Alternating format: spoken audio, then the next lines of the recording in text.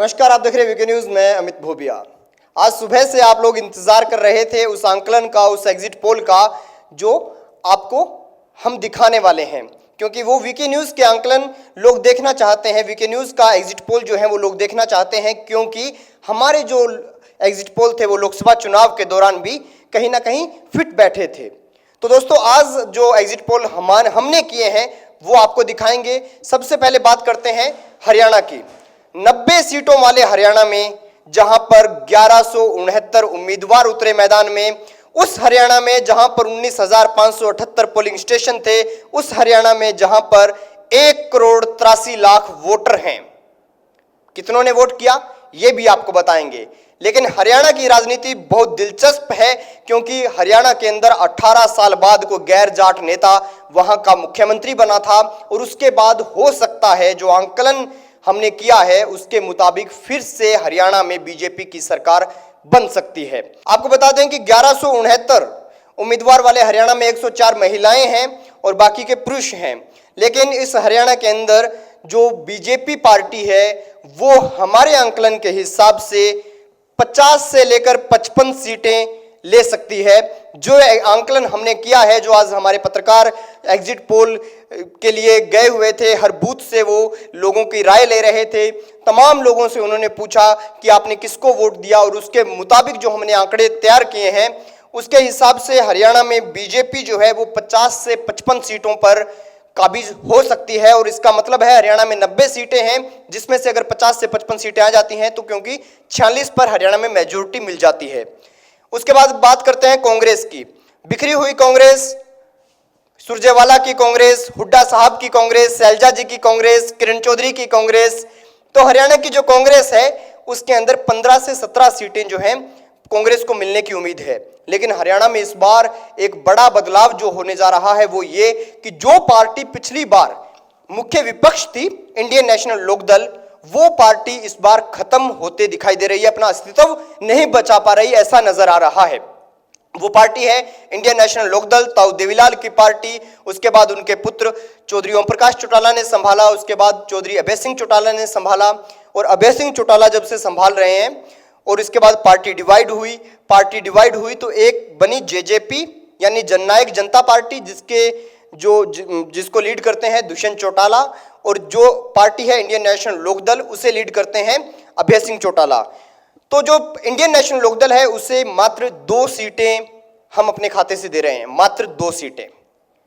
और अगर मैं इंडियन जेजेपी की बात करूं तो जेजेपी को हम 11 से 15 सीटों के बीच रोक रहे हैं। 11 से 15 सीटें जो हैं, हो सकता है वो 11 से 15 सीटों पर काबिज हो जाए। अगर वो इतनी सीटें ले लेती है तो बहुत बड़ी बात है, क्योंकि नई पार्टी है, अभी 2-2.5 साल हुए हैं पार्टी को बने हुए, और इतने छोटे वक्त में वो 11 से 15 सीटें ले सकती है। और ये भी हो सकता है कि जिस कांग्रेस को 15 से 17 सीटें मिल रही हैं उस कांग्रेस को वो पीछे पछाड़ दे, उसको पीछे कर दे। और रही बात अन्य की, तो 10 सीटों के बीच अन्य जो है उसके अंदर आपकी गोपाल कांडा की पार्टी आ जाएगी, राजकुमार सैनी की पार्टी आ जाएगी, उसके अंदर जो अन्य निर्दलीय जो लोग खड़े हुए हैं वो आ जाएंगे, चाहे उनमें चौधरी रणजीत सिंह हों, और ये सब लोग जो हैं ये जो है इनको हम 10 सीटों में समेटते हैं। तो मैं दोबारा हरियाणा का बता देता हूं आपको।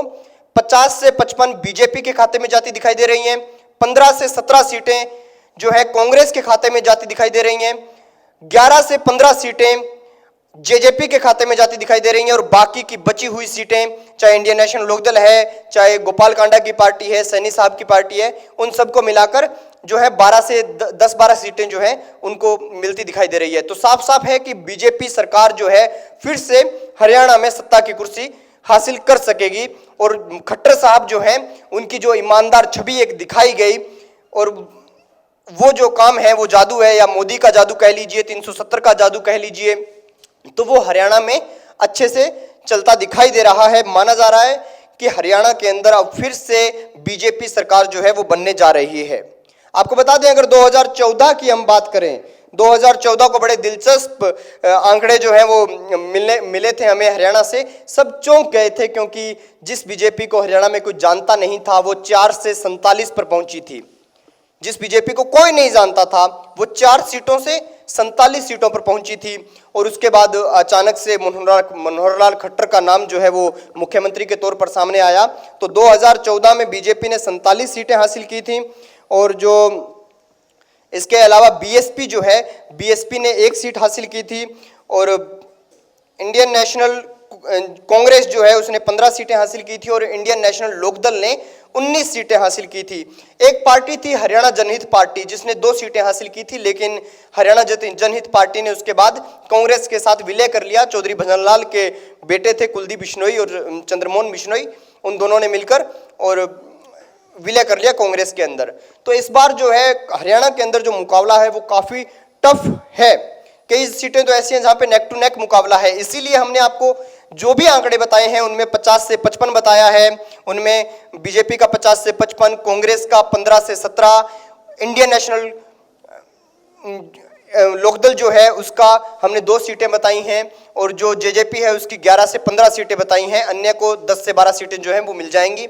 यानी जेजेपी, इंडियन नेशनल लोकदल और बीजेपी, इन्हीं में से कोई पहले, दूसरे और तीसरे स्थान पर रहता दिखाई दे रहा है। लेकिन दूसरे चैनल जो है वो क्या बता रहे हैं? ये तो वीके न्यूज के आंकड़े थे।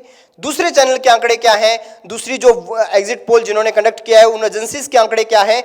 अब आपको हम वो आंकड़े भी बताते हैं और उन आंकड़ों की ओर भी आपको अब ले चलते हैं, क्योंकि कई इस नए दौर के अंदर जो है एग्जिट पोल हो, ओपिनियन पोल हो, पोस्ट पोल हो, इनकी जानकारियां जो है वो बहुत सी एजेंसीज कंडक्ट करती हैं। क्योंकि आजकल की राजनीति के अंदर जो है सोशल इंजीनियरिंग जो है वो काफ़ी शुरू हो गई है। और आप अगर हरियाणा के जो नतीजों को देखें या हरियाणा के अंदर जिस तरह से एक परिवर्तन आया है उसको अगर आप देखें तो आप इसको, इस शब्द को, जो सोशल इंजीनियरिंग शब्द है, इसका आप अपनी जुबान पर उपयोग कर सकते हैं। क्योंकि हरियाणा ने एकदम से जो है बीजेपी को चुना और बीजेपी को चुनने के बाद अब फिर से बीजेपी को लाने की फिराक में है, ऐसा एग्जिट पोल बताते हैं। तो हमारे आपके वीके न्यूज के एग्जिट पोल आपने देखे, तो अब आपको दिखाते हैं हम, जो अब बताते हैं दूसरे जो एजेंसीज हैं या चैनल्स हैं उनके एग्जिट पोल क्या कहते हैं। तो हरियाणा का अगर बताऊं तो टाइम्स नाउ जो है CNX, उन्होंने दिया है बीजेपी को 71 सीटें, कांग्रेस को 11 सीटें और अन्य के खाते में उन्होंने 8 सीटें डाली हैं। मतलब जो बीजेपी यहां पर सरकार बनाते दिख रही है। एबीपी जो है, एबीपी सी वोटर जो है, उन्होंने 72 सीटों पर बीजेपी को विजयी दिखाया है, कांग्रेस को 8 सीटें दी है और अन्य के खाते में 10 सीटें डाली हैं। न्यूज 18 का जो सर्वे आया है उसके मुताबिक 75 सीटें जो हैं वो बीजेपी के पास हैं और कांग्रेस को 10 और अन्य को 5 सीटें जो हैं उन्होंने दी हैं। और अगर आप न्यूज एक्स का देखें तो न्यूज एक्स ने 75 से 80 सीटें बीजेपी के खाते में डाली हैं और 9 से 12 सीटें कांग्रेस के पास और अन्य के खाते में 1 से 4 सीटें। अब अगर आप रिपब्लिक जन की बात को देखें तो 52 से 63 सीटें जो हैं बीजेपी को दी गई हैं और 15 से 19 सीटें जो कांग्रेस को दी गई हैं, 12 से 18 सीटें अन्य को दी गई हैं। आप एक बात नोट कर सकते हैं यहाँ पर कि रिपब्लिक जो जन की बात है, इनका आंकलन जो है वो एकदम से अलग है। इन्होंने 52 से 63 सीटें जो है बीजेपी को दी है, 15 से 19 सीटें जो है कांग्रेस को दी है और 12 से 18 सीटें अन्य को दी है। इस अन्य के अंदर जेजेपी भी आती है, इंडियन नेशनल लोकदल भी आती है। हरियाणा में बहुत सारी पार्टियां, अगर 2014 की बात करूं तो लगभग 40 से ऊपर पार्टियों ने वहां पर चुनाव लड़ा था। लेकिन इनके अंदर मुख्य भूमिका में जो रहती हैं वो जो इंडियन नेशनल लोकदल, फिर इंडियन नेशनल कांग्रेस और भारतीय जनता पार्टी, यही पार्टियां जो हैं ये मुख्य भूमिका में रहती दिखाई दे रही हैं। तो दोस्तों, जो रिपब्लिक जन की बात है, इनका आंकलन जो है वीके न्यूज के कहीं ना कहीं वीके न्यूज जैसा आपको लग रहा होगा, क्योंकि इन्होंने 52 से 63 सीटें जो उनको दी हैं, लेकिन हम जो हैं वो 50 से 55 सीटें, सॉरी माफ कीजिएगा, 50 से 55 सीटें जो बीजेपी को दे रहे हैं, कांग्रेस को 15 से 17 सीटें दे रहे हैं और जेजेपी को हम 11 से 15 सीटें दे रहे हैं और अन्य के खाते में बची हुई 10-12 सीटें जो हैं वो चली जाएंगी। आपको एक बात बता देता हूं, हरियाणा के इतिहास के बारे में थोड़ा सा बता देते हैं कि हरियाणा जो है वो परिवर्तन को काफ़ी एक्सेप्ट करता है। परिवर्तन उसने काफ़ी एक्सेप्ट किया है। आपको इतिहास उठाकर देख लीजिए, बंसीलाल ने अपनी नई पार्टी बनाई थी, वो पार्टी जो है वो सत्ता में आई। उससे पहले अगर आप देखें तो इंडियन नेशनल लोकदल जो है, चौधरी देवीलाल जो है वो मुख्यमंत्री, उनकी पार्टी जो है वो भी काफ़ी बड़े स्तर पर जो है हरियाणा में कामयाब हुई, सबसे बड़ा बहुमत लेकर आई, 90 में से 85 सीटों का भी दौर रहा। और हरियाणा के परिवर्तन की जो बात कर रहा हूं वो परिवर्तन ऐसा है कि आप देखिए, जो ताऊ देवीलाल हैं जिनकी आज भी लोग पूजा करते हैं, उनको हुड्डा साहब ने हराया। यानी उस टाइम हुड्डा साहब नए चेहरे थे, उनको हराया। तो मतलब सोच के देखिए कि हरियाणा के अंदर यही कारण है कि जो जेजेपी पार्टी है वो यहां पर कामयाब होती दिखाई दे रही है, क्योंकि दुष्यंत चौटाला जो है वो नए चेहरे हैं और नए चेहरे जो हैं हरियाणा में काफ़ी कामयाब होते नजर आ रहे हैं। और यही जेजेपी है जिसने आम आदमी पार्टी के साथ भी जो लोकसभा चुनाव में किस्मत आजमाई थी, लेकिन कोई कुछ खास इनको मिल नहीं पाया, क्योंकि बीजेपी जो है वो एकदम से सब पार्टियों को पीछे करते हुए 10 सीटों पर जो है काबिज हो गई थी, 10 की 10 लोकसभा सीटों पर। तो दोस्तों जो आंकलन है साफ साफ है कि हरियाणा के अंदर अब बीजेपी सरकार फिर से बनने जा रही है। कुर्सी खट्टर साहब के पास मिलेगी खट्टर साहब को। अब मुख्यमंत्री की शपथ कब होगी इसका 24 तारीख के नतीजों के बाद पता लगेगा। लेकिन एग्जिट पोल जो है, हमारे आंकलन जो हैं, हमारे पत्रकारों की सुबह से जो वो 7 बजे से जो पोलिंग बूथ पर खड़े हो गए थे और शाम के 6 बजे तक उन्होंने जो आंकड़े इकट्ठे किए, उनके मुताबिक जो आंकड़े हमारे पास आए हैं उसमें भारतीय जनता पार्टी के पास 50 से 55 सीटें और कांग्रेस के पास 15 से 17 सीटें, जेजेपी के पास 11 से 15 सीटें और अन्य के पास 10 से 12 सीटें जो हैं वो मिलेंगी। तो दोस्तों आपको एक सबसे महत्वपूर्ण बात यह भी बता देता हूं कि नारनौल जो सीट है वहां पर सबसे कम वोटर हैं 1,44,000 और सबसे ज्यादा वोटर जो हैं 3,96,000 वो है बादशाहपुर में। नारनौल सबसे कम और बादशाहपुर सबसे ज्यादा। क्योंकि अगर हम हरियाणा को पंजाब साइड से शुरू करें तो सबसे पहले सिरसा जिला से हम शुरू करते हैं। सिरसा जिला के मंडी डबवाली विधानसभा क्षेत्र से, जो हरियाणा पंजाब राजस्थान की सीमा से लगता क्षेत्र है। ताऊ देवीलाल की धरती है, चौटाला गांव जो है वो वही है। और जो चौटाला साहब का गांव है वो अब जो पूरा का पूरा हब था वो चौटाला फैमिली से छिन गया है। वहां से जो उम्मीदवार हैं, पहले वहां पर इंडियन नेशनल लोकदल से उम्मीदवार जो है नैना चौटाला जीती हुई थी जो जेजेपी की हैं, लेकिन अब उन्होंने वो सीट जो है छोड़ दी है। वहां पर उन्होंने एक सर्वजीत सिंह मसीता को मैदान में उतारा है इसने जेजेपी ने, क्योंकि वो जेजेपी में आ गई है नैना चौटाला, तो उन्होंने अपनी सीट पर जो है सर्वजीत सिंह मसीता को उतारा है। लेकिन आपको डबवाली का आंकलन हम बता दें, टीम मंडी डबवाली में डॉक्टर केवी सिंह जो पूर्व ओएसडी भी रहे हुए हैं भूपिंदर सिंह हुड्डा के, वो खुद 2 बार चुनाव जो है हार चुके हैं, वहां से वो नहीं जीत पाए। लेकिन उनके बेटे जो है अमित सिहाग वो और बीजेपी से आदित्य देवीलाल, ये दोनों यानी इंडियन नेशनल कांग्रेस और बीजेपी वहां पर टक्कर में है। नेक टू नेक मुकाबला जो है वहां पर मंडी डबवाली में आपको देखने को मिल सकता है। मंडी डबवाली वो विधानसभा क्षेत्र जिसके अंदर लगभग 70 गांव आते हैं। उसके बाद अगर बात करें हम एलनाबाद की, ये मैं बड़ी बड़ी सीटों की बात कर रहा हूं जहां पर नेक टू नेक मुकाबला है।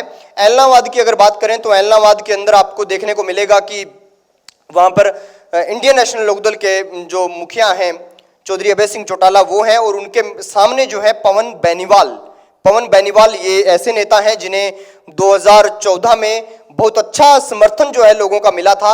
लेकिन इस टूटती हुई इंडियन नेशनल लोकदल में क्या वो अब अभय सिंह चौटाला को हराकर और जो है सत्ता में आ पाएंगे, इस कुर्सी पर काबिज हो पाएंगे, देखना होगा। तो इंडियन नेशनल लोकदल और बीजेपी इन दोनों के बीच में एलनाबाद सीट पर मुकाबला है। उसके बाद हम अगर हांसी की बात करें तो आपको एक बात बताता हूं, हांसी जो है वो इस बार सबसे मजेदार जो सीट है वो है, क्योंकि हांसी से इस बार लगभग 25 कैंडिडेट, मैक्सिमम कैंडिडेट जो है 25 कैंडिडेट जो है हांसी विधानसभा से चुनावी मैदान में हैं, और 6 कैंडिडेट शाहबाद और अंबाला कैंट से। ये मिनिमम है हरियाणा के अंदर जो मिनिमम कैंडिडेट कहीं से खड़े हुए हैं तो वो शाहबाद और जो है अंबाला कैंट से हैं, और मैक्सिमम है वो हांसी से हैं। तो उसके बाद अगर हम बात करें कि आदमपुर से, तो आदमपुर की सीट है, वहां से टिकटॉक स्टार हैं जो सोनाली फोगाट वो मैदान में हैं। और अगर हम बात करें उचाना कला से, तो उचाना कला जो है वो सबसे हॉट सीट है, क्योंकि वहां पर राव विजेंद्र सिंह की पत्नी प्रेमलता जो है वो मैदान में है, और प्रेमलता पहले से वहां से सिटिंग एमएलए भी हैं, और उनके सामने जो है वो दुष्यंत चौटाला हैं। दुष्यंत चौटाला उचाना को लेकर वो काफी गंभीर थे, इससे पहले भी वो वहां से चुनाव लड़ते रहे, विरासत मानते हैं वो अपनी। लेकिन उचाना की सीट जो है वो बहुत ही टफ है बीजेपी के लिए, क्योंकि यहाँ जेजेपी और बीजेपी के बीच में मुकाबला है। इसके बाद अगर हम बात करें वडाना की, दादरी के अंदर जो आता है, दादरी जिले के अंदर, तो उनके अंदर बात करें तो वहां पर जो है जेजेपी के नैना चौटाला जो है वो जो है काफी हार्ड कंपटीशन दे रही हैं, काफी टफ कंपटीशन दे रही हैं बाकी सभी दलों को। और वहां पर सबसे बड़ी बात यह है कि रणवीर महिंद्रा जो है कांग्रेस से वो उनके सामने है, और कांग्रेस के रणवीर महिंद्रा बंसीलाल के बेटे हैं ये, और किरण चौधरी भी बंसीलाल के पुत्रवधू हैं। तो ये जो माहौल है वहां पर देखना होगा कि किसके खेमे में जो है वहां की सीट जाती है, वडाना की सीट जो है वो किसके खेमे में जाती है। इसके बाद हम बात करते हैं सबसे हॉट सीट की। तो सबसे हॉट सीट जो है वो डबवाली थी, एलनाबाद थी और उचाना कला थी। उचाना कला के बाद अगर आप बात करें तो जगाधरी को भी कहीं ना कहीं हॉट सीट माना जा रहा है, क्योंकि जगाधरी के अंदर जो है काफी टफ मुकाबला जो है वो दिखाई दे रहा है। इसके बाद अगर आप चरखी दादरी की बात करते हैं तो वहां पर बबीता फोगाट को उतारा गया है मैदान में। और इस बार जो है बीजेपी ने कुछ स्टार्स का काफी उपयोग किया, जैसे सन्नी देओल उनके कामयाब हो गए, जब लोकसभा चुनाव था उसमें सन्नी देओल कामयाब हो गए बीजेपी की ओर से। और इस बार बीजेपी ने क्या किया है, बीजेपी ने जो है सोनाली फोगाट टिकटॉक स्टार हैं उनको भी मैदान में उतार दिया। इसके अलावा योगेश्वर दत्त उनको भी मैदान में उतार दिया, बबीता फोगाट उनको भी मैदान में उतार दिया। तो ये सब लोग जो हैं ये स्टार हैं अपने आप में, यानी खेल जगत से आते हैं और वो जो है टिकटॉक स्टार। तो अब आप कौन से जगत से कहेंगे, आप ही परिभाषा दे लीजिए, मेरे पास उसके लिए कोई शब्द नहीं है। खैर दोस्तों, तो ये जो सीटें हैं हरियाणा का जो आंकलन है वो अगर 2014 के मुकाबले देखें तो इस बार अगर बीजेपी वहां से 47 की 48 भी करती है तो ये बहुत बड़ी उपलब्धि होगी मनोहर लाल खट्टर के लिए। सबसे बड़ी बात ये है कि 2016 के अंदर जो एक माहौल बना था जाट आरक्षण को लेकर मान लीजिए, या फिर वहां पे जो किसान यूनियन की जो नाराजगी थी वो मान लीजिए, कि क्योंकि 35 बनाम 1 कर दिया गया था, ऐसा माना जा रहा था। बीच में ऐसे आसार लगाए जा रहे थे, ऐसे खबरें आनी शुरू हो गई थी खट्टर साहब के 2014 में मुख्यमंत्री बनने के बाद 2016 के करीब। 2016 और 17 काफी टफ रहा खट्टर साहब के लिए। उस दौरान ये खबरें आनी शुरू हो गई थी कि उनको जो है बीजेपी सरकार, जो बीजेपी है वो मुख्यमंत्री पद से हटा सकती है, क्योंकि खट्टर साहब का जो प्रशासन, क्योंकि आप राम रहीम का मामला देख लीजिए, आप उस दौरान काफ़ी लोगों की मौत हो गई थी और काफ़ी हरियाणा के अंदर जो है कर्फ्यू जैसा माहौल हो गया था। जाट आरक्षण के वक्त भी काफ़ी जो डेंजरस माहौल जिसको कह सकते हैं वो हुआ। तो इसको माना जाता है कि ये जो है एक्सपीरियंस्ड मुख्यमंत्री नहीं थे, इसीलिए ये सब हुआ ऐसा माना गया। और एक खट्टर साहब के खिलाफ जो है एक हवा नज़र आने लगी। लेकिन खट्टर साहब ने 2018 आते आते डीडीए की परीक्षा निकाली और भी कई एग्ज़ाम निकाले, तो उनके अंदर एक लोगों को एक मैसेज गया कि ये ईमानदार छवि के व्यक्ति हैं। तो दोस्तों, ये हरियाणा का चुनाव के बारे में जो जानकारियां हमने इकट्ठी की, जो एग्जिट पोल हमने इकट्ठा किया, वो आपके सामने हमने रखा है। तो आपको ये कैसा लगा आप कमेंट बॉक्स में जरूर बताइए, और आपका क्या आंकलन है वो भी बताइए, क्योंकि आप वोटर हैं, वोटर की सबसे ज़्यादा बड़ी ताकत होती है। और आज आपने देखा होगा कि हमने किसी नेता की बाइट ज़्यादा नहीं चलाई कि किसको कितनी सीटें मिलेंगी, क्योंकि नेताजी थोड़ी तय करते हैं कि उनको विधानसभा में जाना है, ये तो जनता तय करती है। तो आप भी बताइए आपका आंकलन क्या कहता है कि हरियाणा में जो कौन सा दल है जिसको कितनी सीटें आएंगी। जो भी आपका मानना जो है, आपके हिसाब से आप जितना मानते हैं वो कमेंट बॉक्स में जरूर बताइए। वीडियो अच्छा लगे तो लाइक करें, शेयर करें और खबरों से जुड़े रहने के लिए वीके न्यूज़ को देखते रहिए।